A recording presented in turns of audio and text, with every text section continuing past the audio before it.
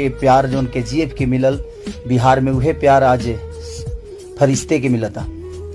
आज आनंद मंदिर के गेट तक ले टूट गई है। एगो वीडियो आई रहा हमारा लगे, देख के अच्छा लागल है, ठीक बार नुकसान भइल, लेकिन पहली बार आज एगो साउथ फिल्म के KGF के तरह ओपनिंग माने बहुत दिन बाद हमके लागत है 4 से 5 साल बाद ऐसा दृश्य भोजपुरी सिनेमा के देखे के मिलल बा, भोजपुरी एक्टरों के देखे के मिलल बा, भोजपुरी डायरेक्टर में बना। एक खेसारी लाल यादव के फरिश्ता मूवी ने बनाया ऐसा रिकॉर्ड जिसे देख बॉलीवुड और साउथ वाले हुए हैरान। दोस्तों फरिश्ता मूवी बिहार के बॉक्स ऑफिस पर एक एक करके साउथ और बॉलीवुड फिल्मों का रिकॉर्ड तोड़ते जा रहा है। यानी कहे तो जितने बॉलीवुड और साउथ मूवी को देखने के लिए फैंस पहुंचते थे सिनेमा घरों में, वैसे ही फरिश्ता मूवी को देखने के लिए लोग सिनेमा घरों में पहुंच रहे हैं बिहार के सभी सिनेमा घरों में। दोस्तों आप लोग स्क्रीन पे देख सकते हो कि फरिश्ता मूवी को देखने के लिए लोग थिएटर के बाहर कैसे भीड़ लगाए हैं, और भीड़ को ऐसा लग रहा है कि जन सैलाब आ गया है इस मूवी को देखने के लिए। दोस्तों आप सभी को बता दें कि ये वही खेसारी लाल यादव है जिससे एक झलक देखने के लिए लोग टावर तक चढ़ जाते हैं। भोजपुरी में ऐसा जबरा फैन किसी के भी नहीं है, सिर्फ खेसारी लाल यादव के ही भोजपुरी में ऐसे फैन है जो खेसारी लाल यादव के लिए जान भी दे सकता है।